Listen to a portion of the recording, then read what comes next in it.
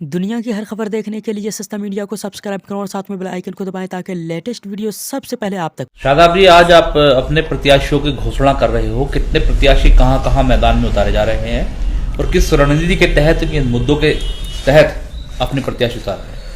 आज piece party की ये प्रेस वार्ता यूनाइटेड डेमोक्रेटिक अलायंस के संयुक्त प्रत्याशी जो पीस पार्टी के होंगे, माननीय राष्ट्रीय अध्यक्ष डॉक्टर अयूब साहब के आदेश अनुसार और यूडीए के साथियों की सर्वसहमति से, माननीय प्रदेश प्रभारी इंजीनियर इरफान साहब की सहमति और प्रदेश के हमारे नेतृत्व पार्लियामेंट्री बोर्ड की संस्तुति के बाद मैं आज पीस पार्टी द्वारा यूनाइटेड डेमोक्रेटिक अलायंस के संयुक्त प्रत्याशियों की घोषणा आपके बीच कर रहा हूं, जिसमें सरदार विनोद सिंह विधानसभा एतमादपुर, मोना जी विधानसभा आगरा कैंट, नारायण सिंह जी फतेहपुर सीकरी, अनीस जी छपरोली, राशिद राव बागपत, मधु भाटी जी बुलंदशहर, मौलाना अखलाक नदवी साहब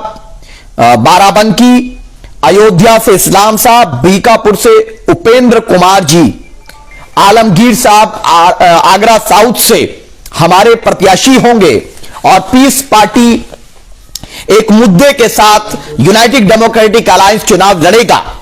और जिस प्रकार से हमारा प्रयास रहा ये सेकुलर बनने वाले दल साथ मिलकर भाजपा को हराएं, हम तो चाहते थे कि भारतीय जनता पार्टी चुनाव हारे, लेकिन भारतीय जनता पार्टी के इशारे पर कहीं ना कहीं समाजवादी पार्टी मुसलमानों को राजनीतिक हिस्सेदारी नहीं देना चाहती है। तो हमने यह तय किया है कि हमारे तमाम वो साथी, यूनाइटेड डेमोक्रेटिक अलायंस के साथी, और कुछ बातें हैं कि जो हमारी मुस्लिम लीडरशिप हैं वो हम और आपसी कोऑर्डिनेशन के साथ चुनाव लड़ेंगे। और यह बात स्पष्ट है कि हमारा कुछ लोगों से म्यूचुअल अंडरस्टैंडिंग भी रहेगा। कोई भी, हमारा यह स्टैंड है कि हम किसी मुस्लिम लीडरशिप के खिलाफ कोई बात हमारा कार्यकर्ता नहीं करेगा। और हमारा लक्ष्य यह है कि मुसलमानों की राजनीतिक हिस्सेदारी सुनिश्चित हो, हर समाज के लोगों की राजनीतिक हिस्सेदारी सुनिश्चित हो। जैसा कि पिछले चुनाव में जब सपा गठबंधन में जो महागठबंधन था उसमें पीस पार्टी उसका हिस्सा थी, तो गोरखपुर की लोकसभा सीट बाई इलेक्शन में भाजपा को हराने का काम पहली बार 40 साल में हुआ था। वो डॉक्टर अयूब साहब का नेतृत्व था। लेकिन जब अखिलेश जी ने धोखा दिया, उसके बाद जो आम चुनाव आया जिसमें सपा बसपा आरएलडी मिले, उस चुनाव में बीजेपी को नहीं हरा पाए। यह अजीब बात है, यह आज पूरे प्रदेश की जनता को सोचना होगा। मैंने मुस्लिम प्रत्याशियों के रोते हुए वीडियो को देखा, मैंने सहारनपुर के एक बड़े नेता इमरान मसूद साहब के उन अल्फाज को सुना। हर किसी की आंख से आंसू आ जाए कि जो जमीनी नेता इस बात को कह रहा है कि मेरा कुत्ता बना दिया गया। यह किसने शब्दों का प्रयोग किया?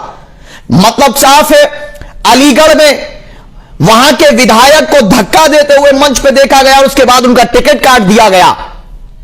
ये किसके वीडियोज हैं?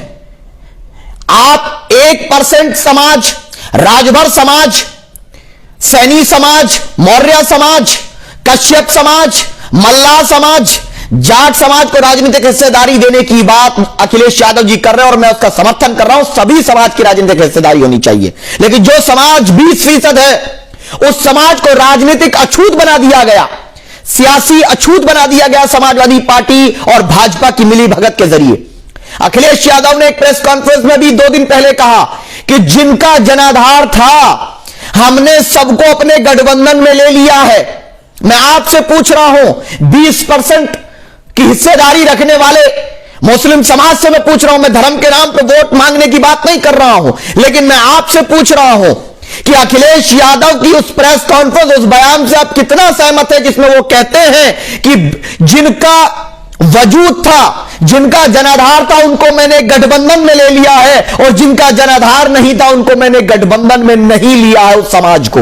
यानी 1% का जनाधार उनको नजर आ रहा है, 3% का नजर आ रहा है, 7% यादव उत्तर प्रदेश में है उनका जनाधार नजर आ रहा है, मौर्य का जनाधार नजर आ रहा है, और छोड़िए जाट समाज का जनाधार नजर आ रहा है, लेकिन 20% मुसलमानों का जनाधार उनको नजर नहीं आ रहा। वो सॉफ्ट हिंदुत्व की राह पर चलकर भाजपा के इशारे पर मुसलमानों को राजनीतिक अछूत बनाने की साजिश में शामिल है बराबरी से। दूसरी चीज, अभी कई लोगों ने सवाल किया, हम ये बात कई बार हमारे नेता कह चुके और मैं रिपीट कर रहा हूं कि united democratic alliance peace party ने यह फैसला किया है कि हमारे उतरौला से प्रत्याशी जो पहले से घोषित थे मौलाना अरबाज फारूकी साहब, उनको उनके नाम को वापस लिया है। एमआईएम के कैंडिडेट जनाब डॉक्टर मन्नान साहब के समर्थन में हम उनको जिताने की पूरी कोशिश करेंगे। MIM candidate doctor Abdul mannan साहब को यह वक्त है जहां जो मजबूत है उसकी हिमायत करना होगा।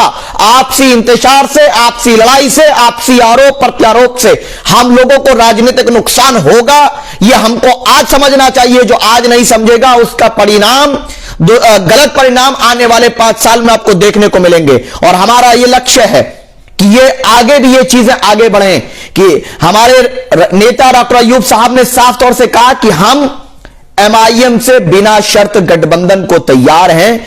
जगह, तारीख, समय जब वो बोले हम तैयार हैं, क्योंकि हमारा लक्ष्य वोटों के बंटवारे को रोककर मुसलमानों के और तमाम उन लोगों के जो पिछड़ी जाति, पिछड़ी दलित लोग हैं जिनको राजनीतिक हिस्सेदारी नहीं मिली, उन सबको साथ लेकर के एक ऐसी सरकार बनाना है जो अहंकारी सरकार, चाहे यादव, अखिलेश यादव की सरकार, मायावती जी की सरकार या भारतीय जनता पार्टी की सरकार, जो जनता के साथ वादे किए तो उनको पूरा नहीं कर सकी। आखिरी बात, इस प्रेस वार्ता का जो मुख्य बिंदु है, भाजपा किन मुद्दों पर चुनाव लड़ना चाहती है? भाजपा 80 बनाम 20 पे चुनाव लड़ना चाहती है। तो आज हम ये स्पष्ट कर दें कि कौन है 80 बनाम 20। 80% जो मानवतावादी लोग हैं, जो न्यायवादी लोग हैं, इंसाफ पसंद लोग हैं, वो हमारे साथ हैं। और जो 2, 4, 15% जो लोग हैं जिनको भाईचारे पे विश्वास नहीं, इंसाफ पे विश्वास नहीं, शांति पे विश्वास नहीं, वो आपके साथ है। और हमारा इतिहास है, हमारा इतिहास है कि हम हमेशा 500 पे भारी रहे हैं। और अगर इतिहास जानना हो तो जहां से हमारा संबंध है वहां का इतिहास उठा करके आप देख लेना। योगी जी और तमाम लोग, हमें तो बार बार ऐसा लगता है कि मर्यादा पुरुषोत्तम, ये कह रहा हूं कि अगर मैं बजाहिर होता तो इन रावण रूपी महिला विरोधी, किसान विरोधी लोगों के खिलाफ संघर्ष करते। बिल्कुल सही कहा एक साहब ने कि अखिलेश ने और योगी ने मिलकर पश्चिम उत्तर प्रदेश, जहां तकरीबन 30% से ज्यादा मुसलमान है, कई जिलों में 47% तक आबादी है, वहां से मुस्लिम लीडरशिप को समाप्त करने का टेंडर इन दोनों के नाम छुटा है। और उन्होंने कसम खाई है कि किसी तरीके से मुस्लिम लीडरशिप को खत्म करना है। लेकिन हमारी जिम्मेदारी है, जब तक जिस समाज का राजनीतिक हिस्सेदारी नहीं होगी उसको न्याय नहीं मिल सकता। मैं चुनौती के साथ कहता हूं, जब तक काशीराम जी ने दलित लीडरशिप को डेवलप नहीं किया था तो दलितों को न्याय नहीं मिलता था, उनको अछूत समझा जाता था। आज भी बहुत जगह पर समझा जाता, लेकिन उसमें बदलाव आया है। और यह बात बहुत ही स्पष्ट है कि हम शिक्षा, स्वास्थ्य, रोजगार और तमाम जो मुख्य मुद्दे हैं उन पर चुनाव लड़ना चाहते हैं। हम नफरत की बुनियाद पर चुनाव नहीं लड़ना चाहते। और पीस पार्टी की यह पहली लिस्ट है। आने वाले समय में और भी लिस्ट आएंगी यूनाइटेड डेमोक्रेटिक अलायंस की, जो हमारे अलायंस पार्टनर है उनकी सहमति से जो भी हम फैसला लेंगे। पार्लियामेंट्री बोर्ड हमारे यहां चुनाव के जो प्रत्याशी हैं उनका चयन करता है माननीय राष्ट्रीय अध्यक्ष जी के आदेश अनुसार और प्रदेश प्रभारी इंजीनियर इरफान साहब की सहमति से। आखिरी पॉइंट मेरा सिर्फ स्पष्टता के साथ कि मेरे भाई, हमने शुरुआत कर दी है। डॉक्टर अब्दुल मन्नान साहब को बिना शर्त न सिर्फ समर्थन देंगे, अपना प्रत्याशी हमने वापस लिया है। और न सिर्फ प्रत्याशी वापस लिया बल्कि हमारे नेता ने कहा कि हम उनको जिताने का पुरजोर कोशिश करेंगे, क्योंकि उन्होंने पीस पार्टी की लंबे समय तक सेवा की है। वो संघर्षशील नेता है, उनका अपना जनाधार है। और यह बहुत मुश्किल होता है अपने प्रत्याशी के नाम को वापस लेना। जो पहले से घोषित थे, मन्नान साहब से पहले उनको घोषित किया गया था। लेकिन यह समय नाक की लड़ाई का नहीं है, यह समय इत्तेहाद का है, यह समय न्याय के साथ खड़े होने का है। यह एकजुटता दिखा करके अखिलेश यादव और भाजपा दोनों अहंकारी लोगों को जवाब देने का है। मुझे यकीन है कि इंशाअल्लाह योगी जी दोबारा मुख्यमंत्री नहीं बनेंगे। मुझे यकीन है कि एक नए किस्म की सरकार बनेगी जिसमें हम सब की भी भागीदारी होगी और न्याय के मुद्दों पर जिसका भी समर्थन होगा, जो भी होगा, वो न्याय के मुद्दों पर होगा। सभी कैंडिडेट्स को, पीस पार्टी और यूनाइटेड डेमोक्रेटिक अलायंस के संयुक्त प्रत्याशियों को मेरी तरफ से सबको शुभकामनाएं और उम्मीद है कि आप अच्छे से चुनाव लड़ें, जनता के मुद्दों को उठाएं और अगर आप जीत करके भी जाएं उसके बाद भी आप अपने लिए नहीं बल्कि प्रदेश की जनता के लिए सोचें, चाहे वो किसी धर्म, जाति, संप्रदाय के लोग हों, क्योंकि जाति और धर्म के नाम पर भेदभाव करने वाली सरकारें सपा, बसपा और भाजपा की जनता देख चुकी है। कोरोना काल में लाशों को देख चुकी है। आपने देखा अखिलेश यादव की सरकार में कितने दंगे हुए, यह भी सरकार देख चुकी है। और छोड़िए हमें, और कई लोगों को जो बात करते हैं मुस्लिम लीडरशिप को, उनको कहते हैं ये भाजपा का एजेंट है। अखिलेश यादव जी, मैं आपसे पूछ रहा हूं, मैं बड़े एहतराम से पूछ रहा हूं कि आपकी भाभी जी किधर है, जरा पता किए, जिनको मुबारकबाद आप दे रहे थे। आप आज ये प्रदेश जानना चाहता है, आपके भाभी जी चले गई, आपके खालू साहब चले गए, मौसा जी चले गए, आप कब जाएंगे और डिंपल भाभी कब भाजपा में ऑफिशियल जाएंगी पता नहीं। और नेताजी से आशीर्वाद ले रही है अपर्णा यादव। नेताजी ने आशीर्वाद दिया कि जाओ भाजपा और सपा मिलो और मुसलमानों की जो पॉलिटिकल आइडेंटिटी है उनको सियासी अछूत बना के उनका अपना गुलाम बनाओ। जब बात चली गठबंधन की, एक बात हुई तो इन्होंने कहा कि मुसलमान तो हमें कब्र से निकल के भी वोट देगा, क्योंकि उसके पास कोई विकल्प नहीं है, क्योंकि तो भाजपा को हराने का ठेका लेके रखा है। याद रखिए, सेकुलरिज्म को बचाना या भाजपा को हराने का टेंडर मेरे नाम पे नहीं है। अब उत्तर प्रदेश का नौजवान, उत्तर प्रदेश का युवा जाग चुका है। वो ये फैसला करेगा जो मेरे शिक्षा, स्वास्थ्य, रोजगार, प्रगति और किसानों के हित की बात करेगा, सर्व समाज को राजनीतिक हिस्सेदारी देने की बात करेगा। अब वोट सिर्फ उसी को दिया जाएगा, चाहे उसका धर्म, जाति, संप्रदाय कुछ भी हो। एक बार फिर सबको शुभकामनाएं और सभी से अपील कि चुनाव का समय है, चुनाव आते जाते रहेंगे, इस चीज का ख्याल रखें। कोई भी अभद्र टिप्पणी किसी पर भी ना करें, इस चीज से बचें कि किसी के खिलाफ भी अभद्र भाषा का प्रयोग ना करें, गलत जबान का इस्तेमाल ना करें, आपसी संबंधों को खराब ना करें, बल्कि अपने जो अधिकार है वोट देने का, वो सही व्यक्ति को चुनने का कार्य करें। और मुझे विश्वास है कि 2022 के चुनाव में एक अच्छा फैसला आएगा।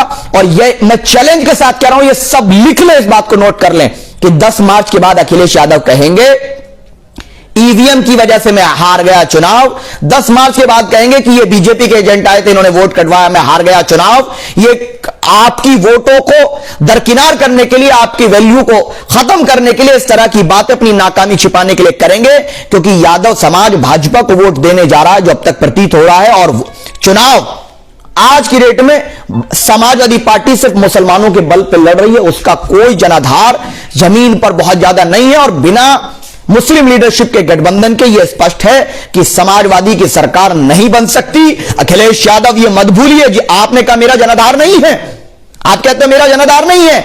आपके पिताजी, आप और बहन जी हो या कांग्रेस, मेरी वोटों के भीख के बिना न कभी मुख्यमंत्री बने हो, न कभी बन सकते हो, ये याद रख लीजिए। और इसका जवाब 2022 में उत्तर प्रदेश की जनता अवश्य देगी।